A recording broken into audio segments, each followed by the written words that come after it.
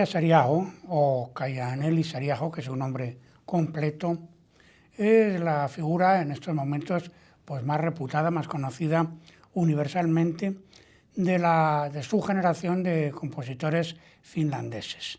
Y su llegada también a la composición ha sido complicada, porque ella empezó aprendiendo a tocar el piano, la guitarra, el violín, diversos instrumentos, pero su gran atracción era la pintura, porque el fenómeno del color la fascinaba muchísimo. Y esto luego se nota en su propia música, porque el tema del timbre en ella, en su música, es, podríamos decir, que el elemento más importante desde el punto de vista de su poética sonora, por decirlo así. Y luego, el otro elemento fundamental de esa misma poética sonora ha sido la electrónica, la electroacústica, la transformación en vivo del sonido.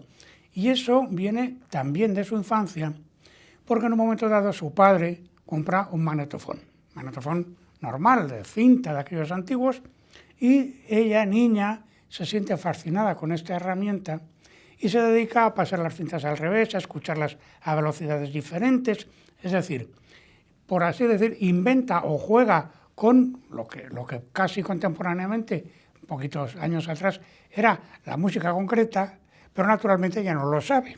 Entonces, esos dos elementos, la electrónica y el color, estrechamente asociados, son la base, el elemento central de su poética musical. Había estudiado ella instrumentos, pero como su fascinación era la pintura y el color, se puso a estudiar Bellas Artes. Pero luego lo dejó sin acabar. Entonces, no empezó en el conservatorio que fue la Academia Sibelius de Helsinki, que es donde ella ha nacido, nada menos que hasta los 23 años, que es una edad, digamos, bastante tardía para empezar a aprender, a trabajar en un conservatorio, ¿no? Y también empieza a estudiar con Paavo Hänninen la clase de composición, que por cierto es la única mujer que está en esa clase en aquella época, estamos hablando del año 75, lo cual, pues no dejó de producir, no voy a decir que escándalo, pero verdaderamente cierta sorpresa, porque era absolutamente inusual que una mujer en aquel momento en Finlandia quisiera estudiar composición. El caso que, en los años estos del conservatorio, ella con otros compañeros, claro, funda un grupo que se llama Korvat auki, que quiere decir oídos abiertos, ¿eh? Y este grupo a lo que se dedica, su gran interés, es dar a conocer la música nueva, la música que se está haciendo en ese momento en Europa, en Finlandia. Y entonces, traen a compositores, organizan conciertos, hacen seminarios, conferencias, en fin.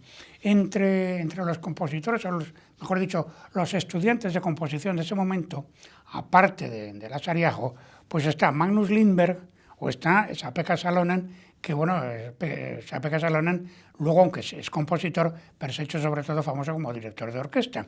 También está Olli Kortekangas y Joni Kaipanen, en fin, nombres de los que hoy son verdaderamente de los que más resonancia mundial tienen dentro de su generación de compositores.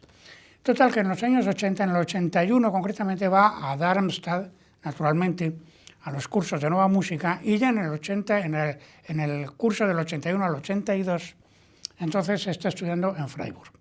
Y en Freiburg estudia con dos figuras importantísimas de lo que podríamos llamar la escuela postestructural. O sea, está con Brian Ferneyhough y con Klaus Huber. No obstante, el trabajo con estos maestros no la acaba de satisfacer. Ella misma, en alguna entrevista, ha dicho las siguientes palabras que son además muy definitorias de su propia actitud frente a la música. Dice, en Freiburg los compositores daban cursos analizando sus propias obras, explicando su construcción, las estructuras ocultas y las permutaciones de los elementos básicos. A partir de cierto momento, dice, empecé a comprender que no era esto lo que yo buscaba. Yo deseaba que la estructura de mi música fuese más accesible, más audible, y cada vez tengo más clara la convicción de que la música está hecha para ser escuchada y no para ser estudiada en una partitura. En fin, el caso es que poco después, en el año 82, va también a París.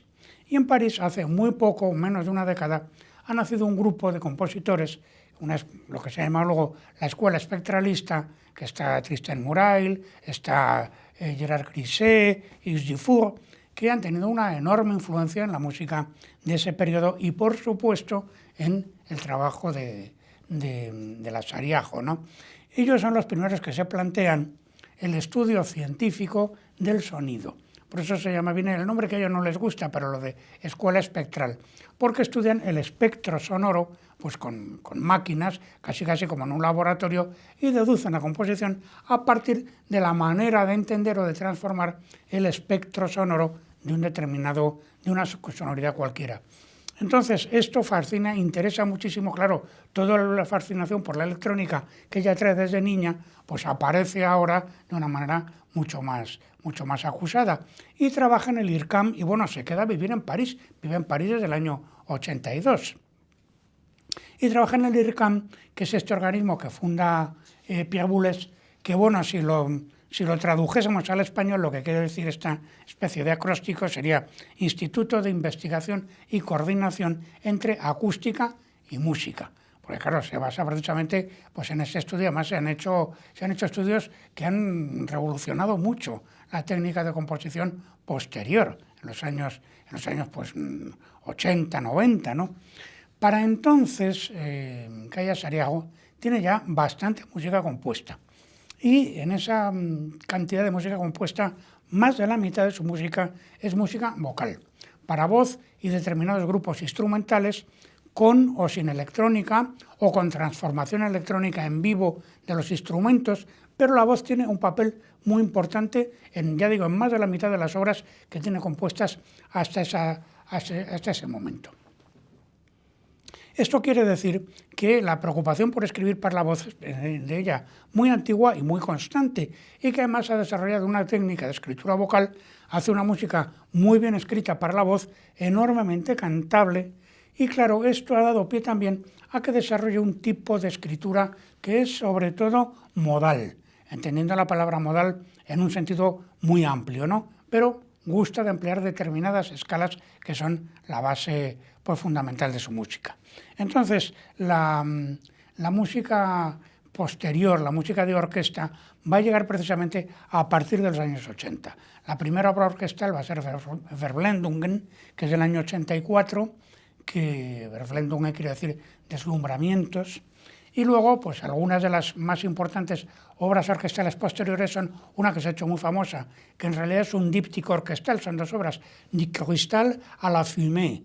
Son dos obras, pero que se pueden tocar las dos juntas, del año del año 90.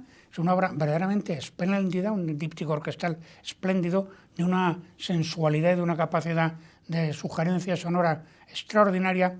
Y luego, bueno, se pueden destacar posteriormente Orión, del año 2002, o Asteroide 4179, que habla precisamente del descubrimiento de semejante asteroide, que es del año 2004. En los títulos ya se ve que siempre hay una sugerencia visual, incluso una sugerencia espacial, que esto, bueno, pues es muy característico de su música, y siempre, incluso en estas obras orquestales, hay una parte en que se juega con la transformación del sonido en vivo, ¿no? Naturalmente, pues al llegar a este punto es evidente que está, y con ese interés que tiene por la voz, que está ya cercano el momento en que ella va a empezar a interesarse por la ópera. Pero ella misma nos ha dicho en otra entrevista que su interés por la ópera es tardío. Dice, en mi época de estudiante, es decir, hasta bien entrado los años 80, la ópera me parecía algo caduco y superficial, con cantantes escandalosamente caros que lo único que sabían hacer era alardear de los agudos que podían alcanzar. Pero ya en París, es decir, después del año 82, comencé a asistir a espectáculos que me permitieron apreciar que, en el mejor de los casos, la ópera también podía ser lo contrario, algo espiritual y profundo. Es interesante la insistencia sobre esta palabra espiritual, porque todas las obras escénicas que ha compuesto tienen un componente absolutamente sustancial de naturaleza precisamente espiritualista, pero no religioso, en el sentido convencional del término. Es otra cosa. Ese aspecto espiritual, profundo, no religioso, en el sentido convencional, pues es algo que nutre la esencia profunda de sus obras escénicas. Entonces ella dice que lo primero que le fascinó de la ópera moderna fue precisamente que asistió al estreno de El San Francisco de Asís de Olivier Messiaen, que esto fue en el año 83, o sea, cuando ella llevaba pues viviendo en París un año, y que la obra le pareció que tenía una música magnífica, pero le parecía poco utilizable o poco práctica desde el punto de vista operístico. Y sin embargo, esa misma obra, cuando después la ve en Salzburgo en el año 92, con una famosa puesta en escena de Peter Sellars, que era absolutamente maravillosa, entonces de repente es cuando se hace, por así decir, la luz en su ánima, ¿verdad?, y comprende que San Francisco de Asís es una de las grandes óperas del repertorio de todos los tiempos, precisamente gracias a la puesta en escena de Peter Sellars, que es el realizador, el director escénico, con el que ya ha trabajado desde entonces, incluso también en la ocasión presente.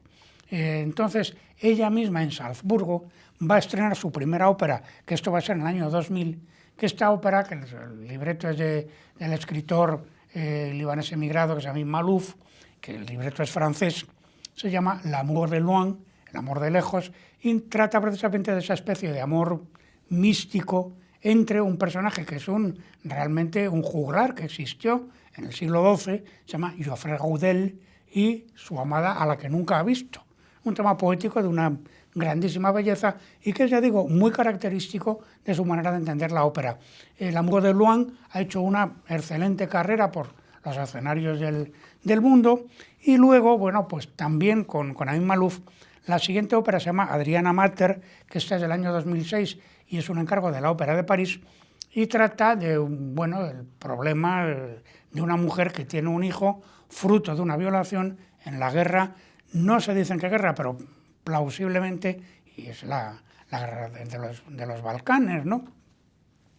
Y luego la siguiente ópera se llama Émile, que es un monodrama escrito para Carita Matila del año 2010, y es sobre Émile, precisamente Émile du Châtelet, esta mujer que era matemática, que era física y que, una notabilidad en estos temas, y que, era sobre todo conocida de manera mundana porque era la amante de Voltaire.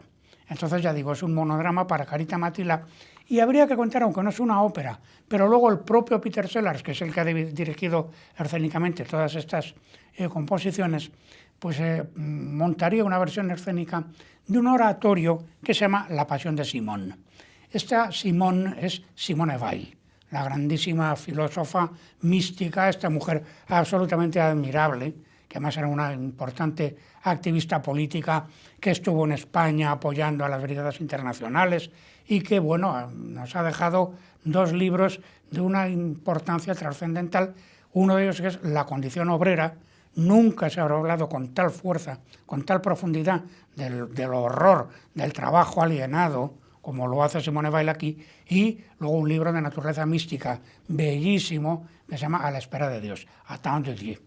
Entonces, digamos que con estas referencias, pues ya podemos entender que Only the Sun Remains, la ópera que ahora nos ocupa, pues va en la misma dirección espiritualista de sus trabajos precedentes. Only the Sun Remains se estrenó en Ámsterdam el 15 de marzo del año 2016 y era una coproducción que es la misma que se ve en España con la Ópera Nacional de Ámsterdam, la Ópera de Toronto, la Ópera Nacional de París y la Ópera de Helsinki. Y además con los mismos intérpretes y con la dirección escénica también, naturalmente, de Peter Sellars.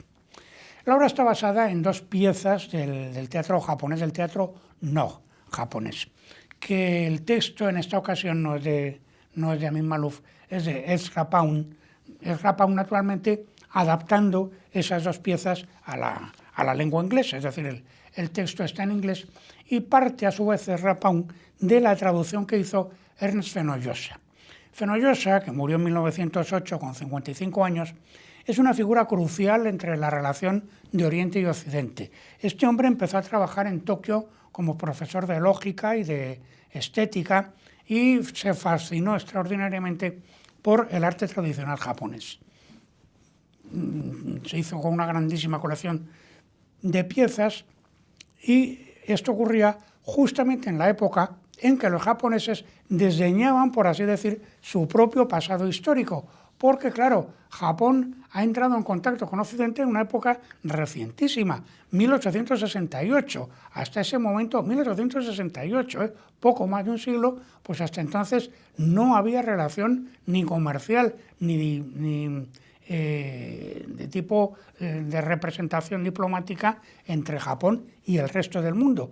Y entonces, claro, en el momento en que los japoneses empiezan a tener contacto con Occidente, se fascinan por las culturas occidentales y olvidan la suya propia. Y tiene que ser un occidental, es decir, Fenollosa, quien reivindique la importancia del legado japonés, y además él va a ser el impulsor y el que hace el trabajo fundamental de crear el Museo Imperial de Tokio, que esto lo hace en el año 81, en 1881, el Museo de Bellas Artes, ¿no?, podríamos decir, pero basado en bellas artes japonesas. Y este hombre también tradujo 50 piezas de teatro no. Y a su muerte es su mujer, que era escritora, su segunda mujer, se llama Mary Elizabeth MacNeil, que escribía con el seudónimo de Sidney McCall. Esta mujer es la que le regala los manuscritos de estas piezas a Ezra Pound. Y Ezra Pound hace a su vez una adaptación a la lengua inglesa de la traducción que había hecho Fenollosa, ayudado por otro importante conocedor del arte japonés, que es Arthur Wallis. Y estas piezas las edita en 2 volúmenes, uno en 1915 y otro en 1917. Tienen una influencia extraordinaria y muchos autores de Occidente se sienten atraídos e interesados precisamente por el teatro no, en el sentido de que representa una forma de dramaturgia musical que no tiene absolutamente nada que ver con la occidental. Y que, claro, por ejemplo, a Bertolt Brecht le interesa mucho por Claudel, pero le interesa mucho, por ejemplo, a Bertolt Brecht precisamente porque es una manera de, por así decir, poner en acto su propia idea del distanciamiento teatral. De hecho, una de sus obras más conocidas, que es El que dice que sí, de Jan Jaeger, que la música es de Kurt Weill, por cierto, pues está hecha a partir de una pieza de teatro no. Y luego, bueno, pues hay más, pero otra figura importante que hay que nombrar es Benjamin Britten. Una de sus piezas, yo me atrevería a decir que su ópera más exquisita y más poética, parte precisamente de una pieza de teatro no. Es la primera de sus 3 parábolas de iglesia, la que lleva por título Carly River, que este es el nombre de un pájaro, por cierto, una ave zancuda, que entre nosotros se denomina el zarapito real. Bueno, pues este animal, como elemento poético, es el punto de arranque de esta ópera, que es de las más, por no decir la más bella, la más depurada de su autor, de Britten. El teatro no se basa tiene 2 figuras. Una figura es el shite y otra es el waki. El shite representa una figura ultraterrena. Puede ser un dios, puede ser un espíritu, puede ser un hada, podríamos decir, un personaje que no es de este mundo. Y el waki es, por el contrario, un hombre de carne y hueso que pone en relación al espíritu con el mundo ordinario y, bueno, pues establece con él un determinado diálogo. El Nog es un teatro cortesano, muy estático, muy ritualista, muy estilizado, muy lento de desarrollo.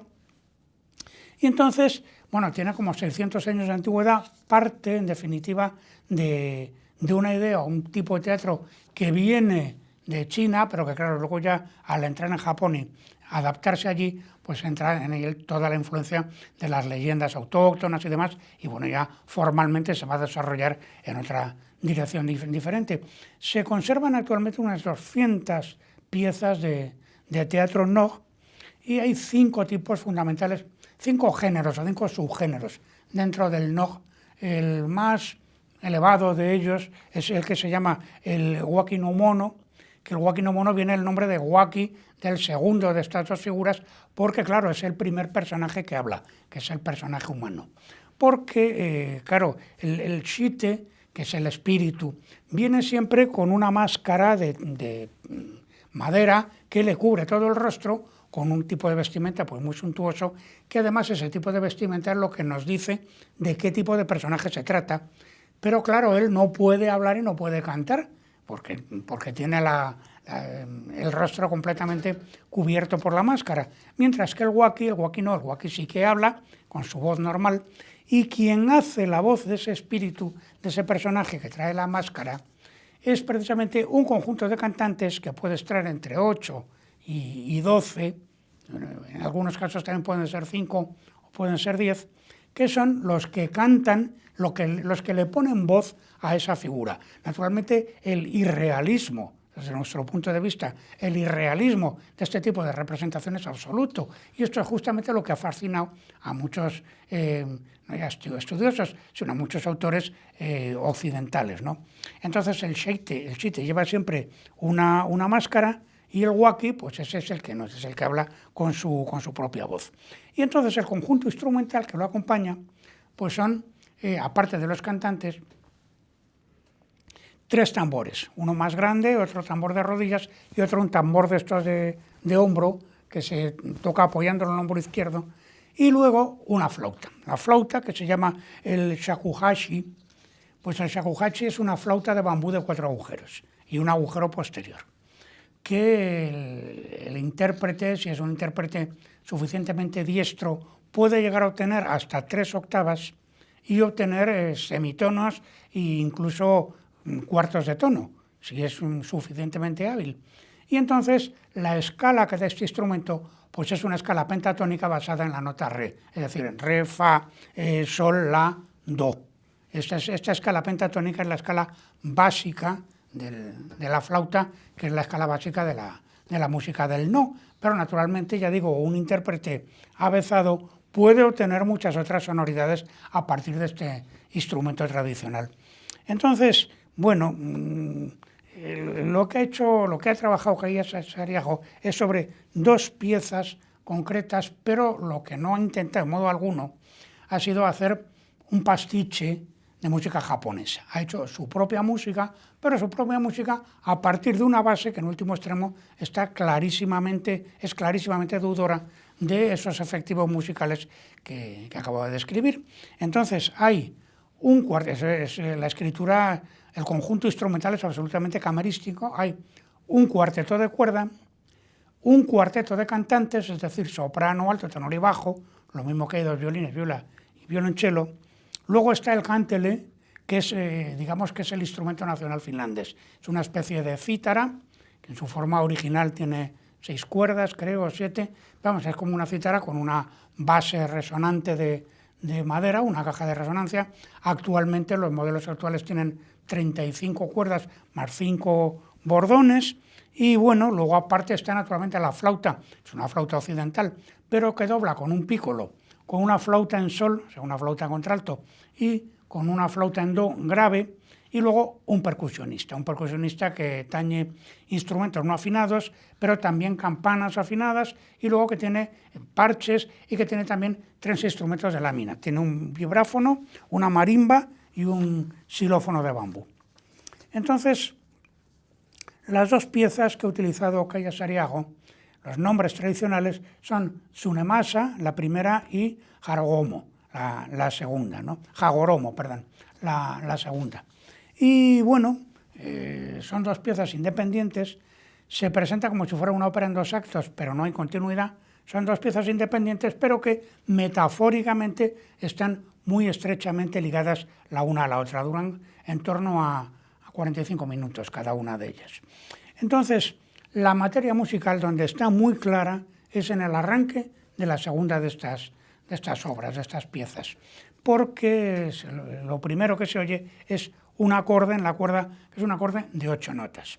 Y ese acorde en la parte superior es un acorde de séptima menor, y en la parte inferior pues hay un acorde formado por una segunda mayor, una cuarta justa y una quinta justa y un tritono.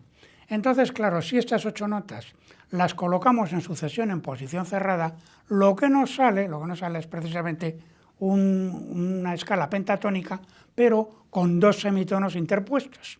Y entonces, claro, según estos semitonos donde estén, se pueden mover y, claro, la escala pues también varía. De manera que la referencia al tipo de música original es muy estrecha y al mismo tiempo estamos oyendo otra cosa pues por completo diferente.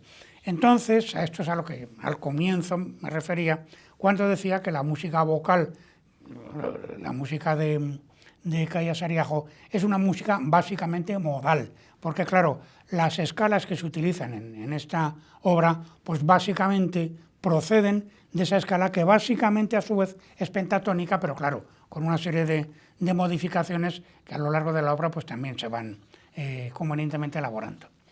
Entonces el argumento de las dos piezas, la primera, Always Strong, siempre fuerte, Tsunemasa, bueno, pues Tsunemasa es el nombre del protagonista, vamos a decir, que es el espíritu este que viene a la Tierra. Hay un monje, que es un barítono, y Tsunemasa es, lo mismo que en la segunda obra también, es un contratenor, es una voz como más espiritual, más lejana de la realidad, y es el monje que está invocando a ese espíritu, que es el espíritu de un antiguo guerrero que era el laudista del emperador y que ha muerto en una batalla.